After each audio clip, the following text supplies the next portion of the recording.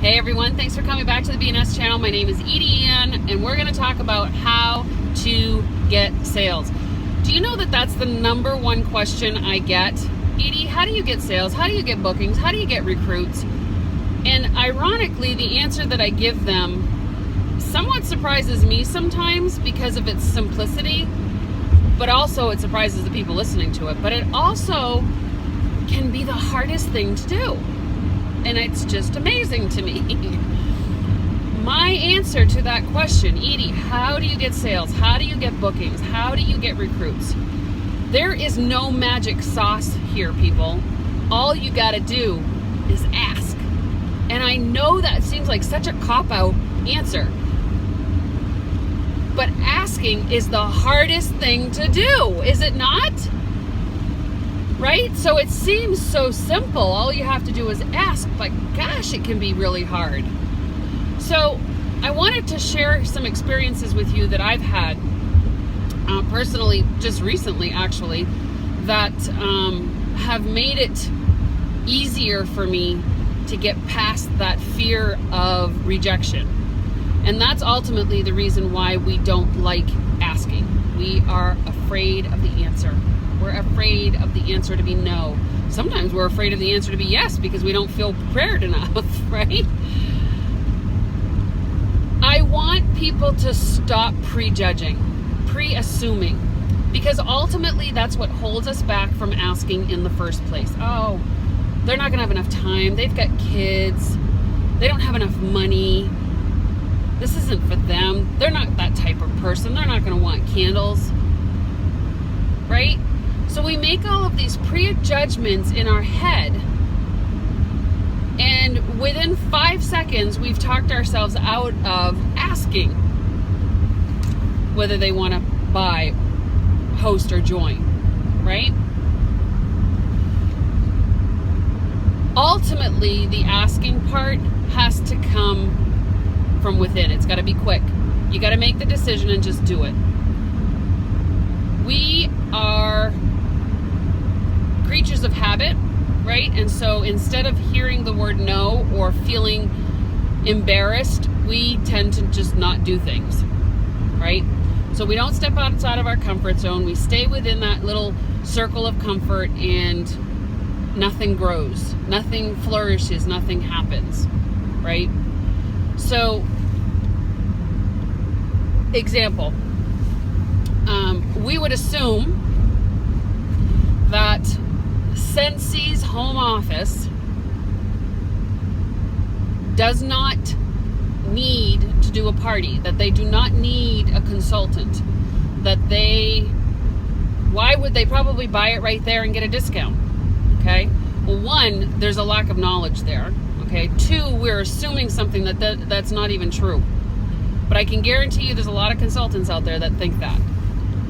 Scentsy has a rule that you can only purchase Scentsy through a consultant, period.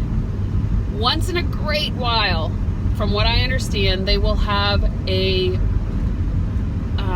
like an open house kind of a thing at home office just for Scentsy employees, not for customers like outside customers, just for Scentsy employees, where they can go in and buy stuff for a discount. But the majority of the year, they have to buy through a consultant. Well, so if you knew that fact, you probably would be saying something like, oh, well, they're in Scentsy world, they're in Scentsy land, they must have a consultant. In the last month, I've asked 2 home office executives, not even employees. Matter of fact, I have an employee that worked in the shipping department that's now a consultant on my team. I have a lady in the shipping department that's a customer of mine. And I went ahead and jokingly, see, one of my things, when I'm uncomfortable, I make a joke. I try to make it funny. Kind of releases a little bit of that tension that I have when I'm not feeling comfortable about something. And both times I jokingly, with the hope, of course, that they would say yes, but not thinking that they would, asked if they would like to. My exact thing was, oh, well, do you want to host a party? You mustn't have any Scentsy at all. And it was kind of that sarcastic undertone that I was joking with. And they both came back and said yes. Really? Right? Because I asked. Now, if I hadn't asked and I had gone with my pre-assumptions, not even jokingly, I would not have gotten those parties.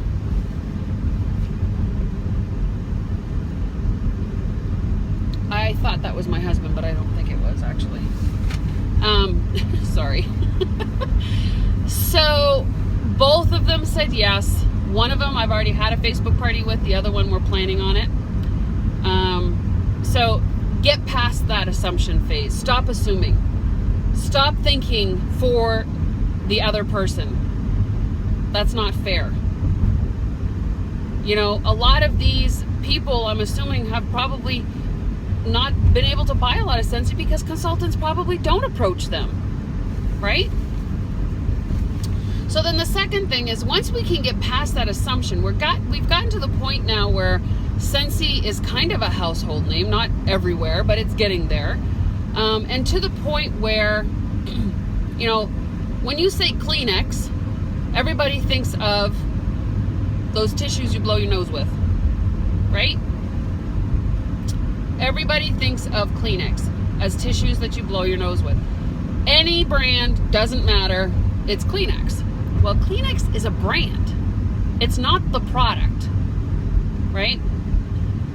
Same with Velcro. Velcro is, I forget what they're called, loop fasteners, loop and hook fasteners, something like that. That's the actual product name. But we've associated any brand of loop, hook, whatever, fasteners as Velcro. So anytime we see that type of product, we call it Velcro. Velcro is a brand. It's the people who made it, right? Not the product. Well, people will go into people go into Walmart and they'll buy a warmer and wax and call it Scentsy. So that's where we've gotten to with our company. And that's a really great place to be. So what happens is, I'm going to give you another example. So I've been going to my hairdressers now for years.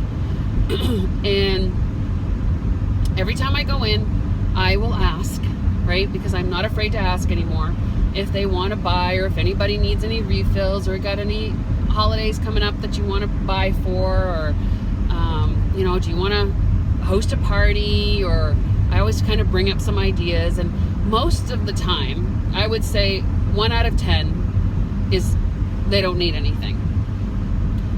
And so I just stop there. Well, today, funny story, while I was processing my color, my cosmetologist asked if she could borrow, we're friends, by the way, longtime friends. She asked if she could borrow my van to go get some coffee for us. And so I said, sure, of course.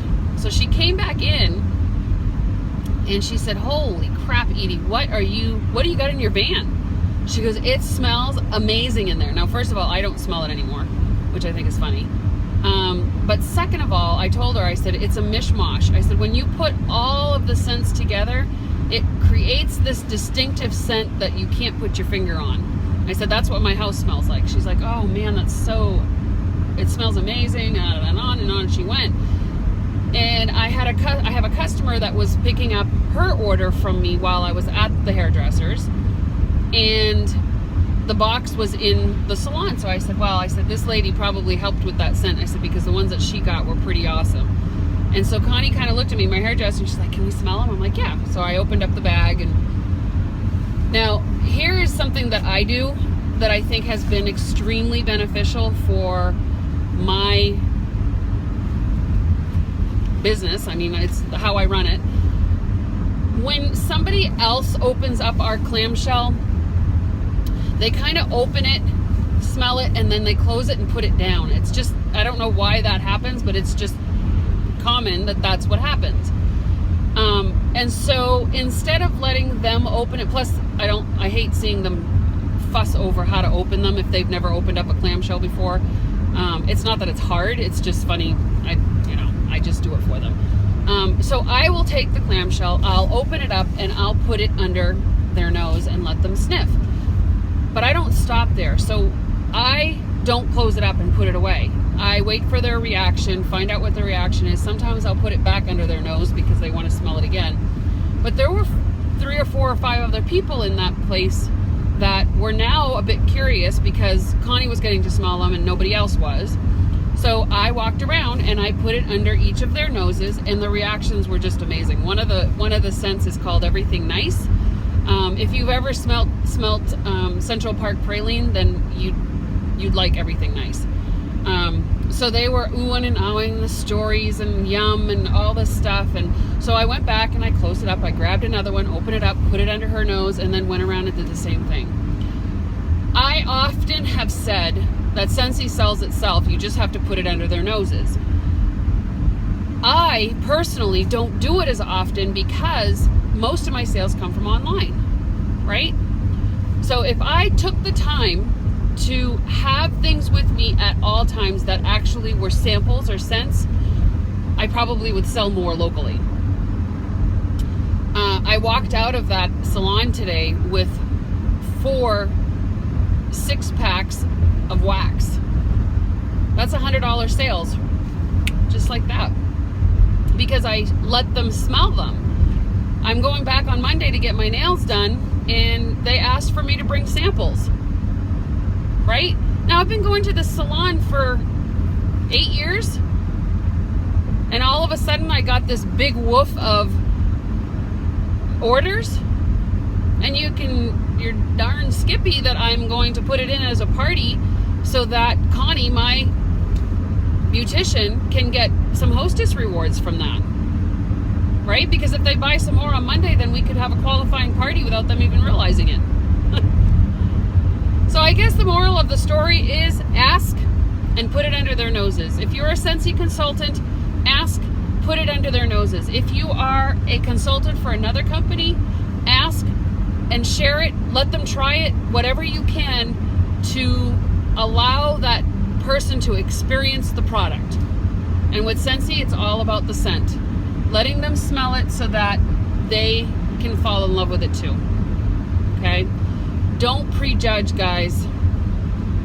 You know, even part of the prejudging about me taking out the scents today was they're probably too busy. They don't have time for this. They don't have time to smell these scents. But look, it took all of 5 minutes for them to smell like 4 or 5 different scents. Okay? I hope that information is gonna find itself useful in your business. And I'll see you all next time on the BNS channel. Have an amazing day. Bye.